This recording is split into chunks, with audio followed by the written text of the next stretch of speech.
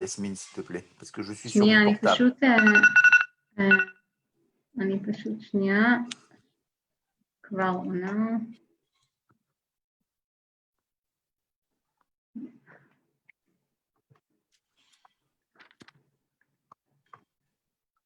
Ok, nous commençons dans 1 minute.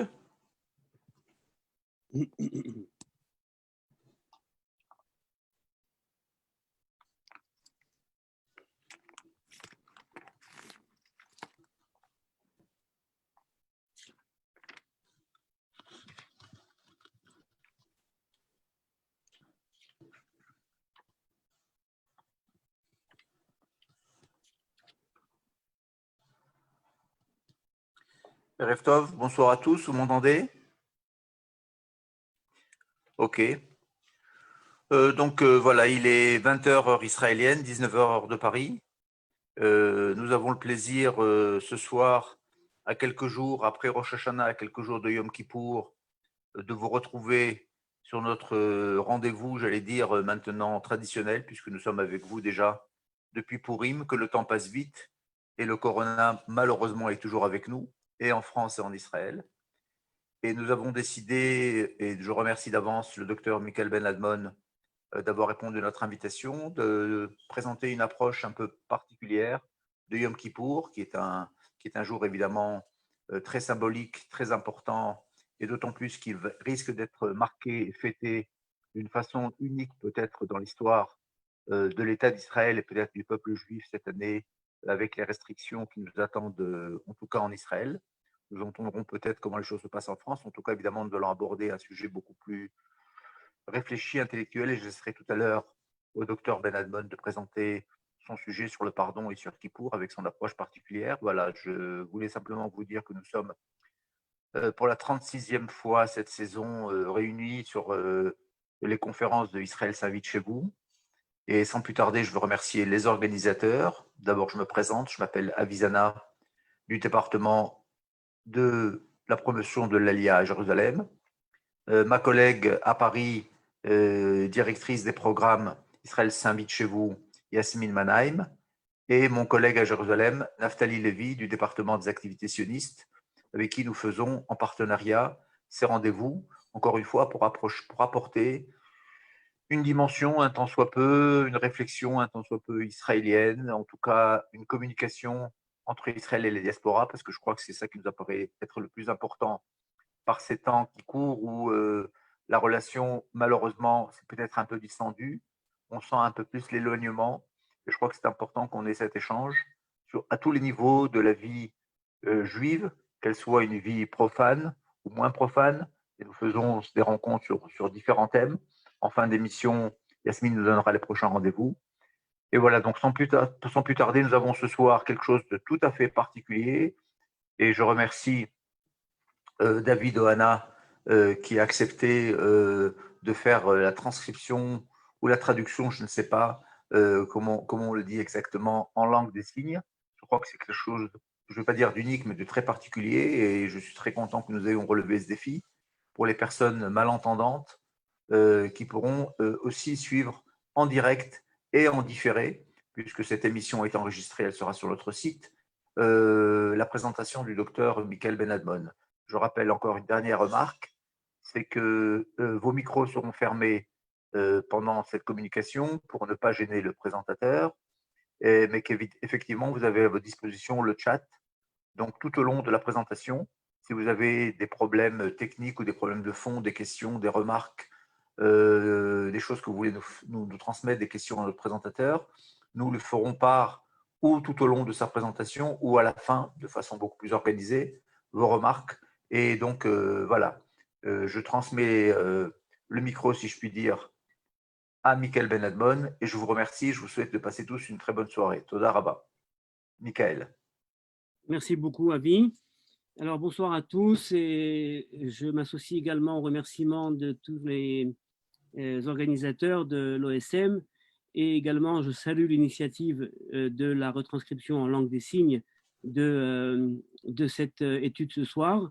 Lorsqu'on parle d'amitié, eh bien, c'est pas anodin que d'avoir justement une volonté d'inscrire dans cette réflexion eh bien, toutes ces personnes qui sont peut-être dans les cercles d'amitié potentiels et également donc les personnes auxquelles on ne pense pas toujours, qu'on n'entend pas et avec qui on ne peut pas parler si facilement.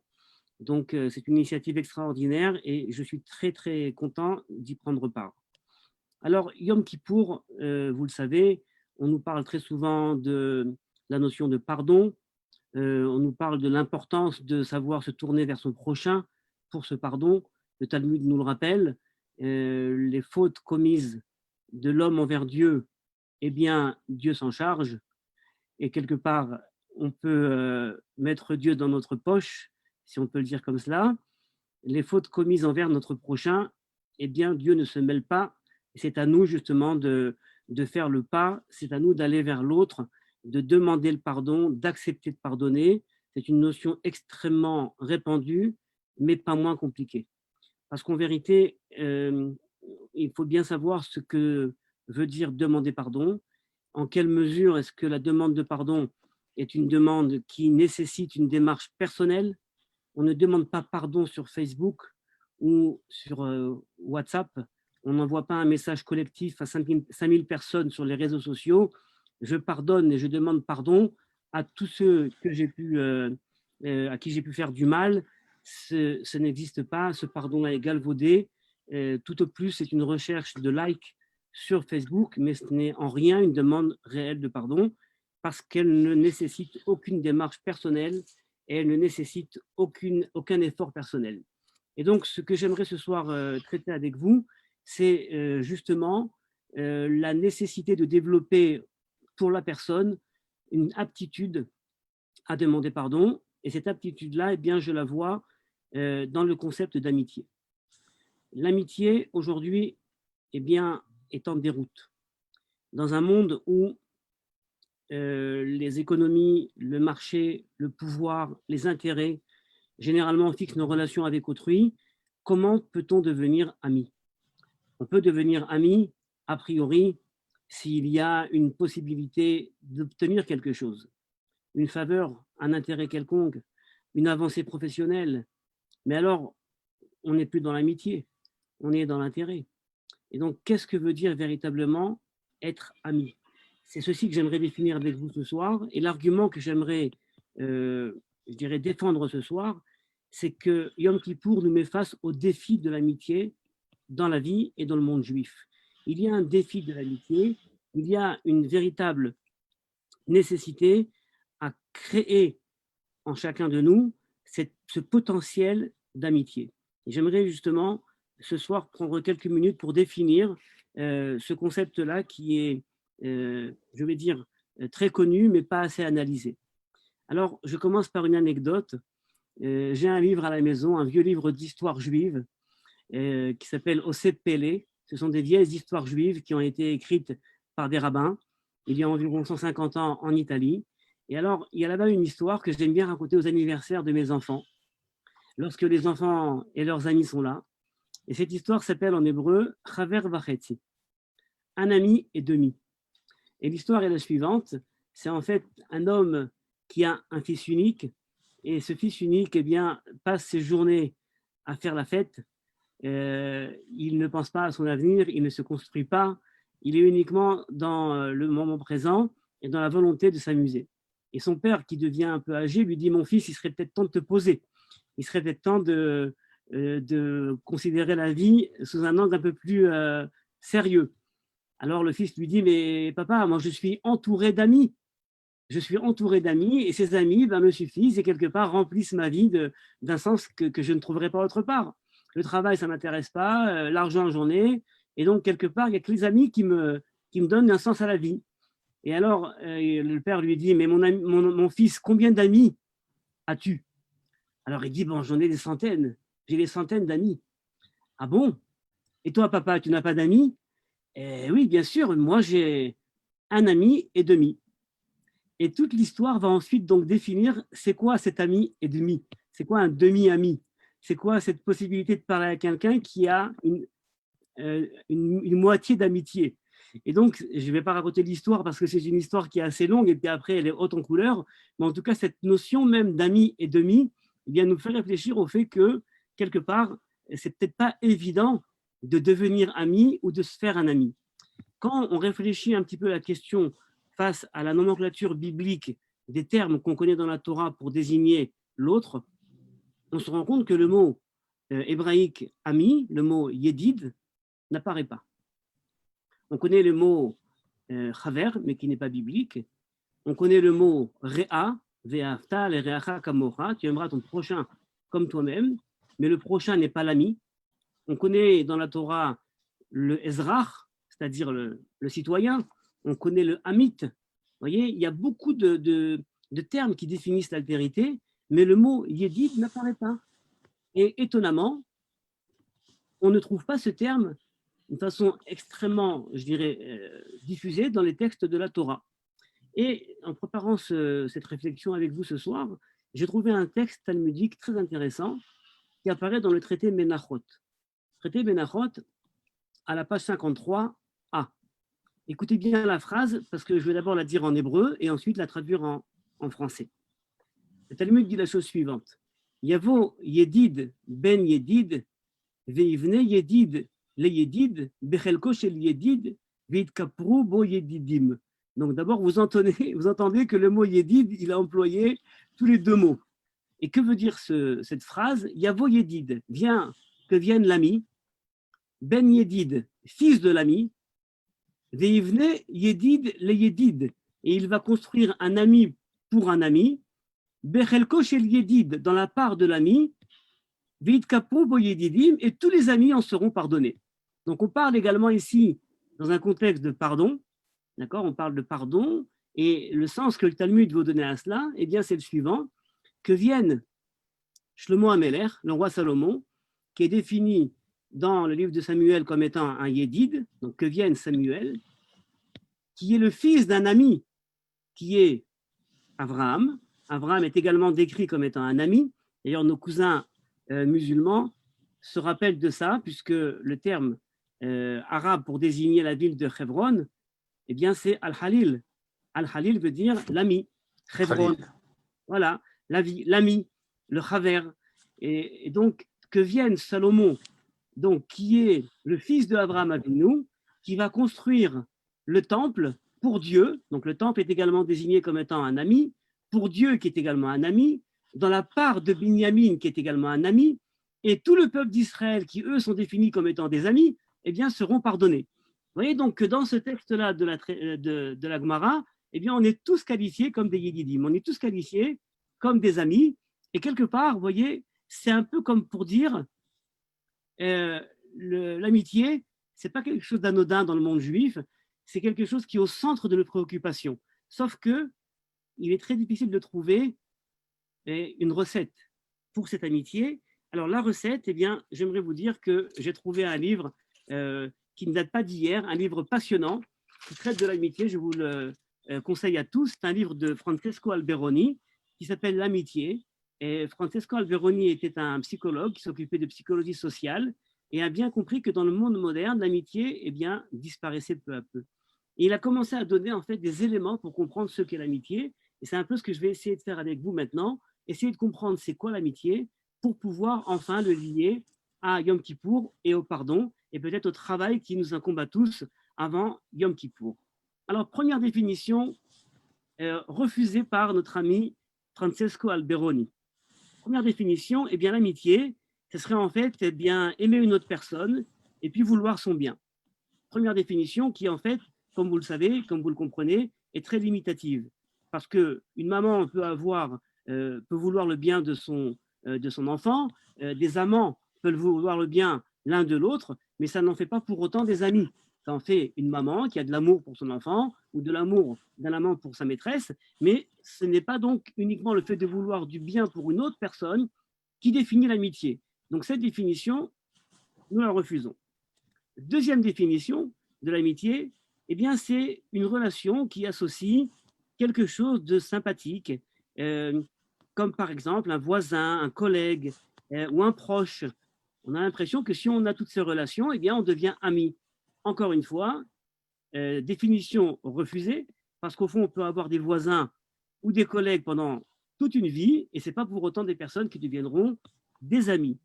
Vous voyez donc ce qui nous fait généralement comprendre l'amitié, eh bien, à première vue, nous le refusons. Alors, pour essayer de comprendre comment définir cette amitié, essayons d'abord de la comparer à une autre relation qu'on connaît bien, qui est la relation d'amour. L'amour naît généralement d'un choc, le choc amoureux. C'est un événement, il y a un début. Alors que l'amitié, pour sa part, eh bien, ce sont des rencontres successives. Ça n'arrive pas comme ça en boum. L'amitié, c'est quelque chose qui se crée, quelque chose qui évolue, alors que l'amour, ça tombe comme ça. Deuxième point, l'amour, c'est un sentiment de passion. Passion, ça veut dire que je ne peux pas me passer de la personne que j'aime. Il y a de la souffrance lorsque je ne suis pas avec la personne aimée. L'amitié, au contraire, c'est la fuite de la souffrance. On veut vivre ensemble des moments heureux. Et donc l'amitié ne ressemble pas à l'amour sur ce point-là. Il y a dans l'amour également de l'extase. Il y a du tourment. Ce n'est pas de l'amitié. On ne peut pas être ami lorsqu'il y a du tourment.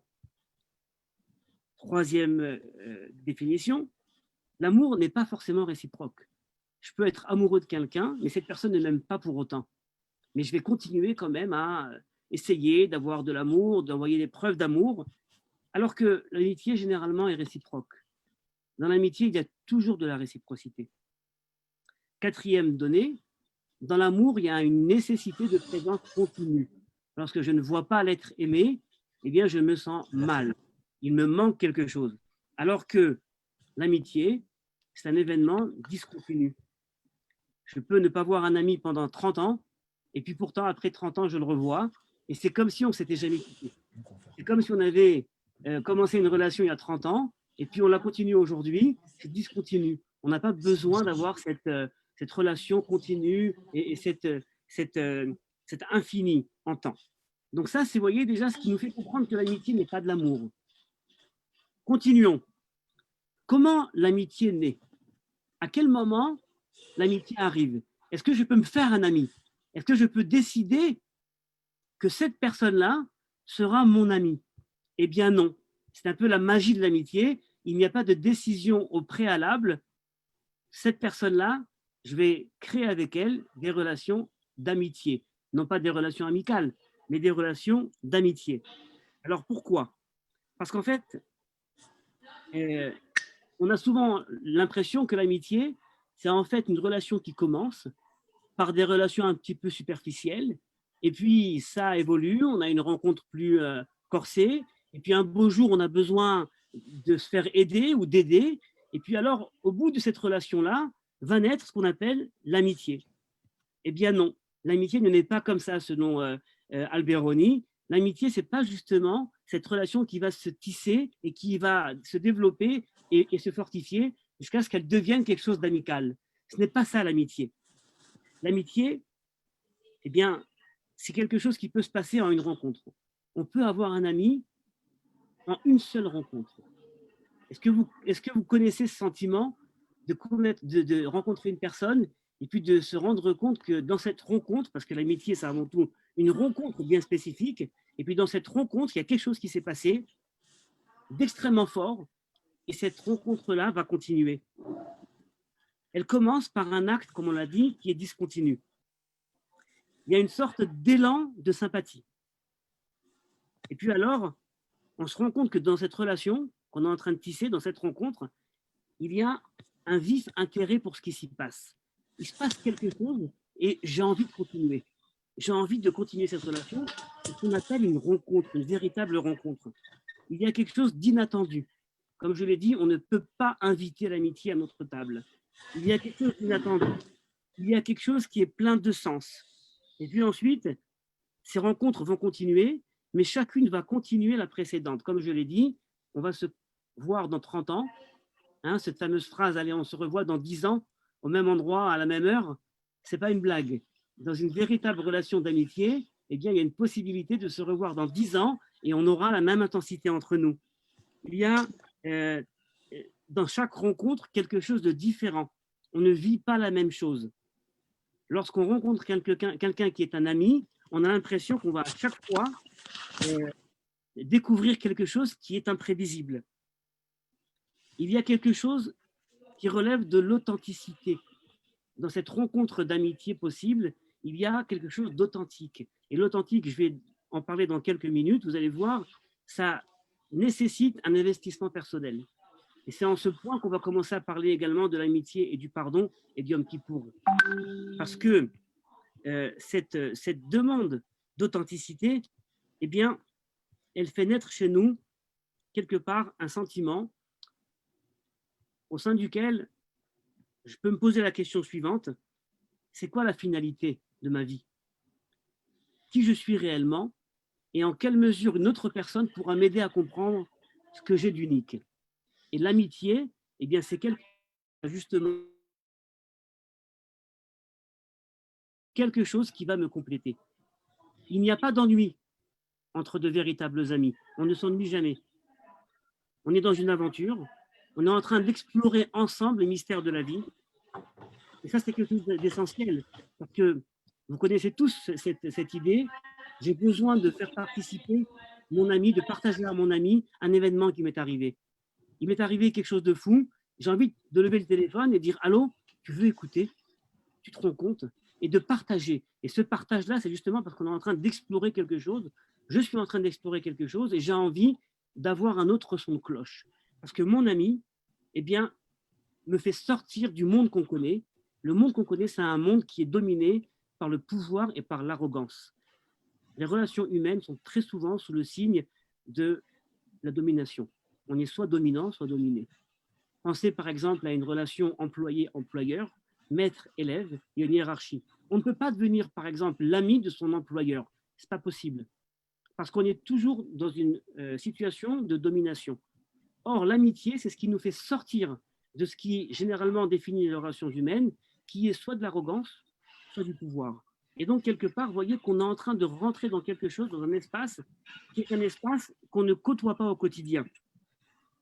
Entre deux amis, il n'y a pas nécessairement, et rarement d'ailleurs, une identité de vue. On ne voit pas la vie sur un mode semblable. On n'a pas la même mentalité. Il y a une nécessité d'être différent.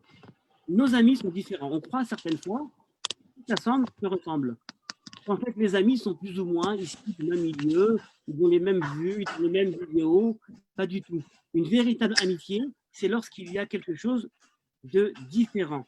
C'est lorsqu'il y a quelque chose qui n'est pas de la reconnaissance ni de la ressemblance. Mon ami va compléter ma perspective. Dans cette perspective, le passé est essentiel parce que j'ai besoin justement de raconter à cet ami et d'entendre sa perspective, d'entendre ce que lui va me dire. J'ai envie d'entendre en fait son jugement, mais je sais que son jugement ne sera pas une condamnation. Dans une véritable relation d'amitié, il n'y a pas de condamnation, il y a un jugement. Et ce jugement-là, eh bien, vous voyez, on parle de jugement, on parle de Yom Kippour. Dans une relation d'amitié, on essaie de sortir de ces conceptions de jugement, de condamné, de coupable, de culpabilité, pour rentrer justement dans un espace qui est totalement différent. Alors, le même de l'amitié, c'est justement de se découvrir soi-même, de découvrir notre propre différence, mais en même temps de comprendre notre unicité. Et c'est mon ami qui va être à même de me le dire. L'ami, c'est un complice qui va m'aider à m'emparer du monde, mais pas sous un mode de conquête ou de pouvoir ou d'intérêt, mais c'est justement quelqu'un qui va me conduire dans une relation envers l'homme et dans une relation envers l'homme, envers le monde, où je pourrais justement savoir quelle est ma place exacte. Je dirais enfin que l'ami, c'est celui qui me rend justice. Parce que c'est lui qui peut apprécier ce que j'ai d'unique, une qualité que personne n'avait vue. C'est celui qui est capable de voir en moi un élément qui était méprisé ou ignoré par les autres. Et justement, dans sa vision, eh bien, il va me rendre justice. C'est quelqu'un qui est bienveillant. Pour être un véritable ami ou pour avoir un ami, il faut développer une disposition à la bienveillance. Non seulement cela, mais il y a dans l'amitié quelque chose qui relève de la rébellion. Et moi, j'ai vécu pendant 12 ans dans un kibbutz. Dans un kibbutz, comment est-ce qu'on appelle les membres du kibbutz? Les chaverim. On est tous des camarades. Et certaines fois, on peut croire que lorsqu'on est tous, je dirais, impliqués dans un projet commun, on a une communauté d'amis, de chaverim, eh bien, en fait, on est tout de suite tous impliqués justement dans une amitié. C'est totalement faux. L'amitié, au contraire, se crée lorsqu'il y a rébellion. L'amitié, elle a un caractère communautaire, on fait partie d'une communauté. C'est vrai qu'il y a une communauté qui nous soude, mais dans l'amitié véritable, il y a une rébellion contre la collectivité. On va souder entre nous quelque chose, et dans une communauté qui se veut être justement uniquement, je dirais, virée à une tâche à accomplir ensemble, eh bien, lorsqu'il y a des amis, ça pose problème. Rappelez-vous que dans la pensée des kibbutzim religieux comme des kibbutzim non religieux, l'amitié faisait peur, parce qu'elle justement menaçait de faire craquer l'unité du groupe. Et donc, il y a dans l'amitié une dimension, je dirais, de retrait.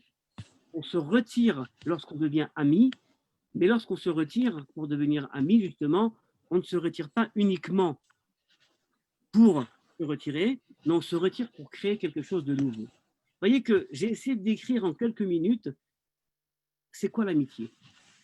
Et cette amitié-là, eh bien, vous le savez, vous le sentez, on a du mal à la trouver. Aujourd'hui, on est dans une ère à la fois de réseaux sociaux, où on a des amis à ne plus finir, mais personne ne se connaît réellement. On utilise le mot ami sans vraiment comprendre ce qu'il veut dire. Et quelque part, eh bien, on tombe dans un monde où l'amitié disparaît. On est en train de mettre sur un piédestal l'amour, mais l'amour qu'on voit à Hollywood, l'amour qu'on croit être un amour, je dirais, idéalisé. Et quelque part, le monde des sentiments, eh bien, s'en trouve touché. Vous savez que l'apparition des réseaux sociaux a développé énormément de différences dans la façon dont les hommes vivaient leur vie auparavant, mais même au niveau de l'amour. Parce que si, auparavant, quelqu'un rencontrait une femme et il voyait en cette femme un idéal, et puis c'était la plus belle, et puis c'était la plus intelligente, et puis c'était celle qui me convenait le mieux, eh bien, quelque part, on pourrait imaginer que le sentiment d'amour ne va pas être altéré par une réalité des réseaux sociaux. Eh bien, pas du tout. Lorsqu'il y a une possibilité de discuter, de côtoyer et d'apprécier des dizaines, des milliers de personnes, eh bien, on se dit, tiens, au fond, peut-être que le choix d'amour que j'ai cru être sincère, en fait, c'est tout simplement, je dirais, une faiblesse de ma part, mais quelque part, il y a autant de potentiel d'amour que de personnes sur cette terre. Et quelque part, même la capacité à aimer, pas uniquement à l'amitié, la capacité à aimer, eh bien, en prend un coup. Et donc, dans un monde de réseaux sociaux, évidemment que le focus sur l'individu et sur ses sentiments est essentiel. Alors, ça, c'est pour, vous voyez, faire un petit topo sur l'idée d'amitié. Comment l'idée d'amitié se relie en fait au pardon, à Yom Kippour? En fait, j'aimerais avoir un argument qui est un argument qu'on pourrait contredire, et je vous invite à me contredire, évidemment, et je vous invite à participer au débat. Et ça, vous pouvez le faire sur le chat dès à présent si vous avez des remarques et des questions à poser à notre conférencier. Voilà. Et donc, on nous dit à Yom Kippour qu'il faut savoir pardonner. Sauf que le pardon, c'est l'intérêt de qui? Qui a intérêt à pardonner? La personne qui a été atteinte, la personne qui a souffert, ou la personne, au contraire, qui a porté atteinte à l'autre? On a souvent tendance à dire que la personne qui a porté atteinte, c'est à elle de demander pardon.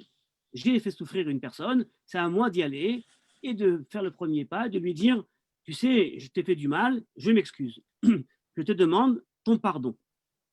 Or, je crois que c'est faux. En tout cas, ce n'est pas exact. Je crois que le pardon, c'est avant tout l'intérêt de la victime. Parce que avoir porté atteinte à quelqu'un et la faire souffrir, c'est quelque part lui mettre un boulet entre les mains et puis ensuite partir. Et la personne qui a souffert, eh bien, elle reste avec son boulet entre les mains, elle le porte, elle le supporte et elle continue de souffrir. Vous voyez, beaucoup de personnes qui ont souffert dans leur vie, qui ont eu des expériences difficiles, même traumatiques, ont du mal à sortir justement de cette expérience et ont du mal à pardonner. Or, le pardon, c'est une thérapie nécessaire parce que dans cette mesure-là, on se sépare justement du boulet qu'on a entre les mains.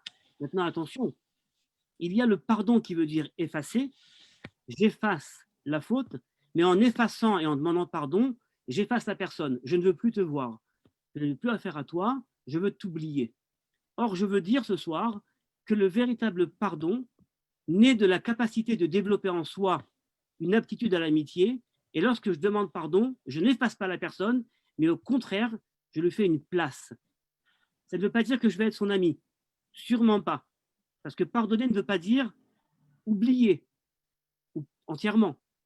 Mais ça veut dire tout simplement que la personne à laquelle je vais donner, octroyer mon pardon, eh bien, c'est uniquement celle-ci qui va éveiller en moi le besoin de changer et le besoin de comprendre ce que veut dire véritablement chercher l'amitié. C'est la bienveillance, c'est l'expérience, c'est comprendre que cette expérience traumatique qui m'est infligée, eh bien, à terme, peut être positive pour nous. Je m'excuse pour la force de cette phrase, parce que des victimes pourraient entendre dans cette phrase une sorte d'apologie du bourreau. Pas du tout. Le bourreau reste un bourreau, mais attention de ne pas non plus transformer la victime en bourreau lorsqu'elle refuse le pardon. Très souvent, lorsqu'une personne veut demander pardon, mais la victime lui refuse, eh bien, c'est, vous voyez, le bourreau, la victime qui se transforme en bourreau et puis qui continue à faire souffrir. Je veux dire que Yom Kippour nous met face à une expérience unique. Lorsque le Talmud nous demande de nous focaliser sur les relations Ben Adam et Chavero, de l'homme envers son prochain, eh bien, ce n'est pas une mince affaire. Je dirais même que ce n'est pas quelque chose qui se fait comme ça sur un coup de tête. J'aimerais dire que c'est quelque chose qui ne peut se faire que s'il y a eu auparavant une véritable compréhension d'un mode d'être qui est le mode d'être ami et qui ne m'oblige pas à devenir l'ami de mon bourreau, mais qui nécessite de mon côté à m'ouvrir sur quelque chose qui bien va être pour moi totalement bénéfique. C'est à mon avis ça le sens profond du pardon de Yom Kippour, parce qu'à ce moment-là, je peux demander pardon, comme je peux recevoir le pardon, mais ce pardon-là n'est pas momentané, il n'est pas uniquement l'expression de quelques mots, il est l'expression d'un processus très profond qui va me changer, qui va me transformer et qui fera que je pourrai être un homme meilleur et moins porter atteinte et faire souffrir d'autres personnes. Vous voyez? Et je crois qu'en fait, quand on nous dit que les fautes de l'homme envers son prochain sont plus importantes à Yom Kippour que les fautes de l'homme envers Dieu, eh bien, je n'ai pas ce soir décrit la relation qui doit se créer entre l'homme et Dieu pour avoir un pardon, parce que ça me paraît quelque chose de beaucoup plus simple. Ça me paraît quelque chose de beaucoup plus simple, parce qu'on a dans le judaïsme une vision d'un Dieu qui est bienveillant, qui est bon et qui octroie le pardon. Ça fait partie de la liturgie du Yom Kippour. On le dit sans arrêt. Dieu ne veut pas la mort du fauteur, mais veut son retour. Mais au contraire, la relation entre l'homme et son prochain, ça c'est un enjeu fondamental, un enjeu qui, en temps de corona, eh bien, n'est pas non plus anodin. Parce que le corona, eh bien, nous enferme chez nous. Le corona a deux aspects qui sont dans le paradoxe. D'une part, on est dans la distance, à la fois physique, mais à la fois, je dirais, relationnelle. On se voit beaucoup moins. Mais ce corona est également quelque chose que je n'arrive pas encore vraiment à saisir, qui fait qu'on se sépare. Quand je vois en Israël aujourd'hui une situation de crise, on est en crise. On est en crise généralisée. Et généralement, en Israël, on sait gérer les crises et on sait que les crises sécuritaires, généralement les guerres, eh bien, font qu'on oublie nos différends et qu'on se rassemble et qu'on se réunit. Or là, il y a quelque chose dans le corona qui fait qu'on ne se réunit pas, on n'arrive pas à se réunir, mais au contraire, on reste dans les différends. On ne sait pas s'il faut permettre aux manifestants de continuer à Balfour, de manifester. On ne sait pas s'il faut ouvrir les synagogues. Et puis, on a également des débats. Si on ouvre les synagogues, alors il faudra permettre les manifestations. Si on arrête les manifestations, il faudra également fermer les synagogues. On reste dans le débat alors qu'on est en crise. Et je crois en vérité que ça signifie quelque chose de beaucoup plus profond. C'est que même notre société israélienne, qui était basée sur l'entraide, la solidarité et sur, je dirais, des idées utopiques de Kol Israël Chaverim, on est tous des frères, on est tous des amis, et bien quelque part, si on ne se réveille pas, et le moment de crise est un bon moment pour se réveiller, et en Kippour un meilleur moment encore, eh bien on risque de perdre quelque chose qui n'est pas uniquement lié à notre moment de crise aujourd'hui, mais on risque de perdre quelque chose qui est essentiel à notre vie, qui est la relation d'amitié. Je vous remercie. Michael, vraiment merci pour ce brillant exposé. Et j'espère qu'on pourra retenir une partie, la substantifique moi de ce que tu as dit. Je voudrais, en parallèle, avant de passer aux questions qui commencent à arriver déjà, remercier vivement parce que je l'ai suivi et par curiosité et par intérêt, notre traducteur David Ohana qui a fait un travail remarquable parce que 34 minutes de traduction tout seul, c'est une belle performance et je le remercie de s'être donné à cette discipline qui est une grande première pour nous et je le remercie. Alors, les questions qui nous parviennent, certaines évidemment, tu les as évoquées, mais je te les lis, tu peux les regarder toi-même sur chat. Une question qui n'est pas dans ton sujet, mais qui est quand même posée, je pense que tu pourras nous donner ton avis. En tout cas, l'amitié existe-t-elle entre un homme et une femme? Et je poserai la deuxième question, et pour laisser du temps aux autres questions ensuite, et peut-on pardonner à celui qui ne demande pas pardon? Deux questions tout à fait différentes, qui sont liées directement et indirectement à ce que tu as exposé. Alors, la relation d'amitié entre un homme et une femme, selon ce que j'ai exposé, est tout à fait possible. Évidemment, généralement, on a tendance à dire que l'amitié entre un homme et une femme, eh bien, est toujours subordonnée par une volonté érotique. C'est-à-dire, en fait, qu'il y a au fond toujours une volonté érotique de transformer l'amitié en amour. Mais je crois que les définitions que j'ai données ce soir, justement, permettent de bien cadrer l'amitié en tant qu'amitié, qui est possible avec un homme comme une femme, puisqu'elle n'est pas en recherche d'un pouvoir, elle n'est pas dans l'intérêt de la relation sexuelle ou de la consommation de quelque chose. Lévinas parlait de la caresse, être capable de voir quelqu'un et de rester dans la caresse et de ne pas le prendre, de ne pas se l'approprier. L'amitié, c'est pas vouloir s'approprier quelqu'un, c'est justement rester dans la distance. Lévinas traduisait le mot kedusha par le mot séparation. Et je crois qu'il y a dans l'amitié justement quelque chose qui relève de la kedusha. D'accord? Une relation entre un homme et une femme peut être saine. Elle peut relever justement de ce qu'on appelle également kedusha. Alors la deuxième question, c'était faut-il Peut-on pardonner à ceux qui ne demandent pas pardon? Alors je crois que c'est un intérêt de la victime de pardonner, même si la personne ne demande pas pardon, parce que, comme je l'ai dit, on ne peut pas s'en sortir en restant avec un poids à vie. Il y a une nécessité. Non, comment peut-on pardonner à quelqu'un qui a fait du mal et qui refuse de le reconnaître? C'est extrêmement compliqué et encore une fois, ce sont des problématiques qui ne sont pas de mon domaine parce que je ne suis pas thérapeute et je ne suis pas dans le monde de la psychologie et je ne suis pas non plus à la place de victime et j'aimerais pas l'être et j'aimerais pas non plus avoir une parole malheureuse à leur encontre. Mais je crois qu'il y a, oui, un intérêt, une nécessité de pardonner pour justement pouvoir s'en séparer. Et ça voudrait dire qu'il n'y a pas toujours de relation nécessaire entre le bourreau et la victime. Et quelque part, la victime pourrait justement se séparer de son poids en laissant partir le bourreau, en quelque part coupant le lien qui continue à la relier à ce bourreau, alors qu'en fait, son intérêt, c'est de s'en séparer, c'est d'oublier. Ça demande une thérapie, j'imagine. Ce n'est pas quelque chose qui se joue comme ça à la fin d'une phrase. Alors, une autre question qui est à peu près du même ordre, je pense que tu as répondu en partie, et en fin de compte, c'est quoi? Tout est-il pardonnable? Tout est-il pardonnable? Comment faire? Alors, tu as dit qu'évidemment, tu n'étais pas un thérapeute, donc je pense que tu n'as pas de réponse appropriée sur des cas pratiques. Ce que tu Non, as je n'ai pas donné, de réponse c'est la appropriée. philosophie, de la chose et pas évidemment le traitement. Alors, je dois vous dire qu'il y a environ 25 ans, à Jérusalem, il y a une soirée qui était organisée à l'Université hébraïque de Jérusalem avec comme invité de marque Derrida, le philosophe juif Jacques Derrida. Et alors, le thème de son exposé était le pardon. Vous savez qu'il a écrit sur le pardon. Et l'argument qu'il avait ce soir-là voulu défendre, c'était on ne peut pardonner que l'impardonnable. Pardonner quelque chose qui est pardonnable, quelque part, C'est trop facile. c'est trop facile. On ne peut pardonner que l'impardonnable. Et je me rappelle qu'à la sortie de cette soirée-là, il y avait une dame dont je ne citerai pas le nom, mais qui est très connue à Jérusalem, et qui m'a dit « Mais qu'est-ce qu'il vient nous raconter, cet ébouriffé?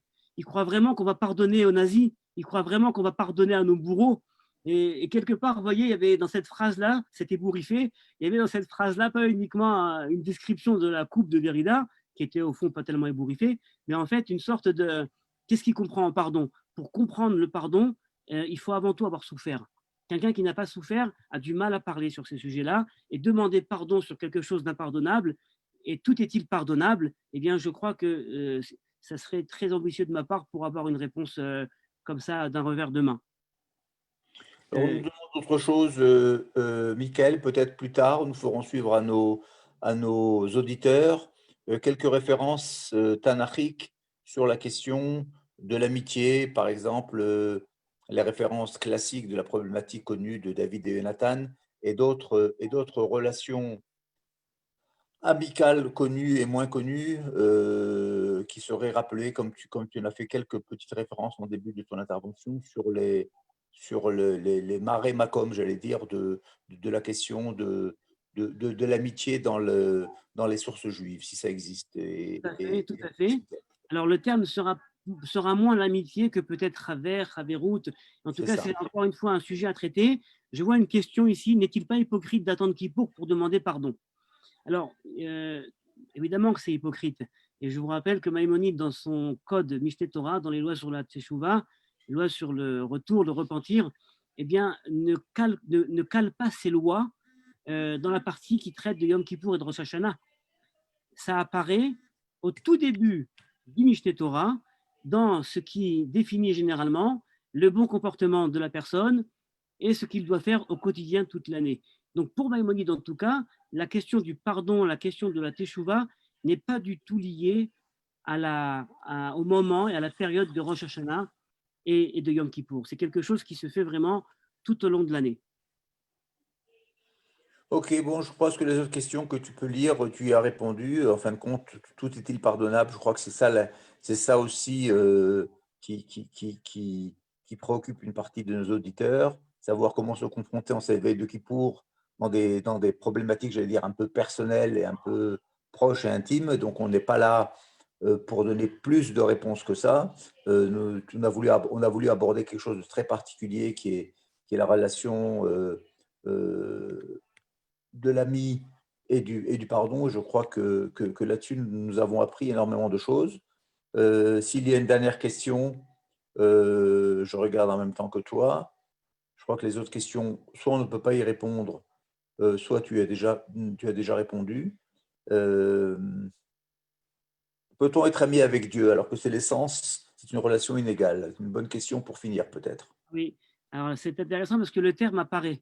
Il y a dit d'Hachem, Binyamin, et dans les brachot, dans les bénédictions faites aux tribus, eh bien, la bénédiction qui va être celle de Binyamin, c'est justement Yedid Hashem Ishkon Lavetach Alav, l'ami de Dieu. Binyamin est qualifié comme étant Yedid Hashem. Et on sait que même dans la liturgie, le mot Yedid apparaît souvent pour désigner l'ami de Dieu, Yedid Nafshi, Yedid Nefesh. Et quelque part, vous voyez, c'est une bonne question. Mais comment créer, comment tisser une relation d'amitié avec Dieu? Dans la tradition, on parle d'une relation d'amour. On parle d'une Ve'ahavta l'Hakamora ou alors Ve'ahavta et Hashem Elokecha. Tu aimeras l'Éternel ton Dieu. Et la tradition talmudique, qui est sur ce point extraordinaire, eh bien, dit la chose suivante dans le traité Yoma, talmudique Yoma, la page peut-être, si je ne me trompe pas, 88 ou 89, eh bien, la Talmud pose la question comment peut-on aimer Dieu? On ne le voit pas, on ne le connaît pas, on ne le sent pas, on ne le rencontre pas, on n'a pas de relation, vous voyez, comme on a une relation avec un homme. Et là, le Talmud nous dit, la mitzvah, le commandement d'aimer Dieu, eh bien, ce n'est pas du tout un commandement qui s'effectue dans un sens vertical, de l'homme à Dieu. C'est au contraire quelque chose qui s'effectue dans une relation horizontale. Et le Talmud nous dit, écoutez bien, comment est-il possible d'aimer Dieu? Eh bien, lorsqu'une personne te verra, va te pointer du doigt et dira, cette personne qui étudie la Torah, voit comme elle se comporte bien, voit comme elle parle bien à son prochain, voit comme elle a un comportement respectueux envers les autres, cette personne-là, eh bien, c'est uniquement de cette façon-là qu'elle va non pas aimer Dieu, mais faire aimer Dieu. Et la révolution talmudique, c'est de dire, il n'y a pas de possibilité d'aimer Dieu, mais il y a une possibilité, par un comportement éthique, droit, de faire aimer Dieu par les autres. Et quelque part, le Talmud nous dit, La relation Ben Adam la Makom n'est possible que s'il y a une relation Ben Adam la Chavero, de l'homme à son prochain. Je crois que c'est une très belle phrase de conclusion. Vraiment, ces jours de Kippour, sur ces deux dimensions que nous allons devoir essayer d'atteindre, et envers l'Éternel et envers nos proches, envers nos amis, envers les gens autour de nous. Encore une fois, vraiment, merci beaucoup, Michael Benadbon, pour cette magistrale présentation. En tout cas, les remerciements te sont écrits sur le chat que tu pourras suivre. Je remercie à nouveau David Ohana pour cette performance de traduction qui est une grande première pour nous et nos organisateurs à Jérusalem et à Paris, Yasmine et Naftali et moi-même, nous vous souhaitons Gmar Khatima Tova de Jérusalem, Bessorot Tovot et que très bientôt nous puissions connaître, je vais dire, la délivrance Tarte Mashma dans tous les sens du terme, pouvoir sortir de chez soi, pouvoir être délivré, pouvoir continuer à évoluer dans notre spiritualité, chacun dans sa dimension. Toda Rabba et Erev Tov Lekoulam. Bye, Erev Tov. Et merci David. Et merci Michael. Bye. À bientôt. À bientôt.